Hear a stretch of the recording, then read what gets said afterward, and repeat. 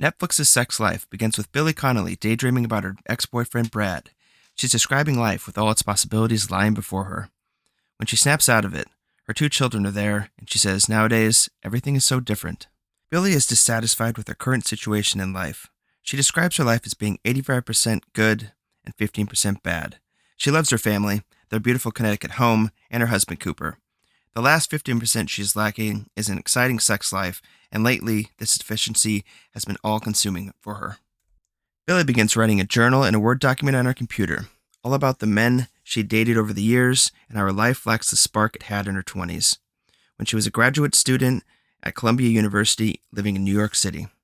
When she looks back, Billie views her 20s as the time she was at her best, and she wants to get back to this. But more than that, she begins fixating on her relationship with Brad and how great the sex was. Brad is an extremely wealthy and famous music producer who owns his own company.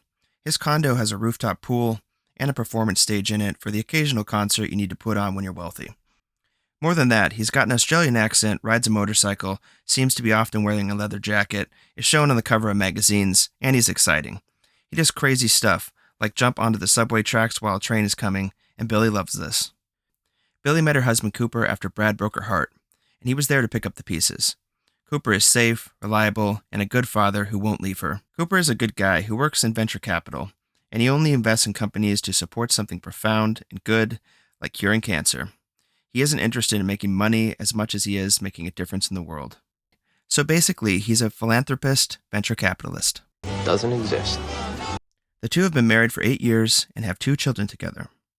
They currently live in the suburbs of Connecticut. Billie now seems to hate, as she misses living in the city. Eventually, Cooper stumbles across Billie's journal, which is on a computer he has access to and isn't password protected. Basically, it seems like she almost wants him to read the journal, detailing how she misses her past life, and especially misses Brad. To Cooper, this is a shock, because the stuff in the journal makes his wife seem like a different person, someone he doesn't even recognize. Cooper immediately feels inadequate, and he tries to give Billie what she wants by being more passionate and taking more risk, like breaking into one of his clients' homes and having sex in his pool. Initially, Billie thinks she stumbled upon a life hack because she thinks Cooper is becoming the man she wants him to be after reading her journal. She tells her friend Sasha that it's almost as if she's writing a manual and he's following it. Sasha is Billie's best friend, and they were roommates when they both went to Columbia. Sasha is unmarried, lives in the city, and is basically living the life that Billie is pining after. After initially seeming like it was a good thing that Cooper stumbled across Billie's journal, it's becoming clear it wasn't a good thing when Cooper starts following Brad. Cooper joins a club Brad belongs to, and he even follows Brad into the shower, where he sees that he's got a giant. It's a big snake. That's a big damn snake. This really sends him into a downward spiral. Cooper also begins exploring a possible relationship with his boss Francesca, who's made it clear to him that she is into him, and she reveals that she left her job at Goldman Sachs just to work with him. Billie is beginning to not just fantasize about Brad, she's now contacting him after she figured out that Brad and Sasha are having sex. Brad even FaceTimes Billie while Sasha and him are having sex because he wants Billie back. After a fight, Billie proposes that she and Cooper have dinner with Brad and Sasha to show Cooper that they are now a couple and he has nothing to worry about. The evening goes predictably bad when Brad makes it clear that he's still into Billie, even following her into the bathroom to tell her so, locking the door behind himself like he's Tom Cruise from Top Gun. Cooper finds them and he's furious because he tells Billie that he feels like a consolation prize. He leaves the restaurant and he spends the night at Francesca's home, but ends up sleeping on the couch. Brad ends up giving Billie a ride home from the restaurant and tells her he's a changed man. He's visited his father now, and he's at peace, so she doesn't have to worry about him running out again. Sasha reminds Billie that she's forgetting all of the horrible things that Brad did to her when they were together, including throwing an object at his stepfather's head the first time Billie met his parents.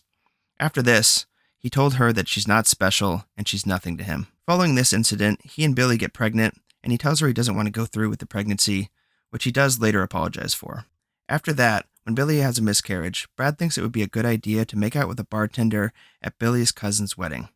Finally, he packs up all of her stuff and throws her out of his home after she tells him he should go and connect with his father, who abandoned him as a child. After remembering all of this, Billie turns down Brad when he presents a wedding ring to her outside of her Connecticut home late at night after waiting for her to return home, like a stalker. Stalker. Billie thinks at this point that she wants to be with Cooper, and thinks maybe he can be her 100% guy if they spice things up. Cooper and Billie join Cooper's coworker Devon and his wife Trina to an eyes wide shut type sex party at a neighbor's home. Cooper ends up trying to have sex with Billie in front of a group of people, but she realizes she doesn't want him to be that wild and overtly sexual guy. So Cooper decides to get a blowjob from Devon's wife Trina in front of Billie, and then he beats up Devon when Devon tries to make a move on Billie. After this incident, Billie somehow manages to think back on her life with gratitude for all the experiences that she's had, and remembers a quote about having everything in life does not mean you have to have everything at once. She and Cooper begin having a good, healthy, supportive relationship again, and they are the envy of all of their Connecticut friends, until Billie and Cooper go to Sasha's book reading. Sasha has written a New York Times best-selling book centered around the idea of being your ideal self, and Billie begins thinking about Brad immediately. Season 1 ends with Billie running through the streets of New York City, with her inner monologue talking about having it all in life. She arrives at Brad's front door and tells him that she's not leaving her husband, but she wants him to her. Cooper saw all of this because he happened to be following her phone on Find My Friends. If you enjoyed the content, please like and subscribe. And thanks for watching.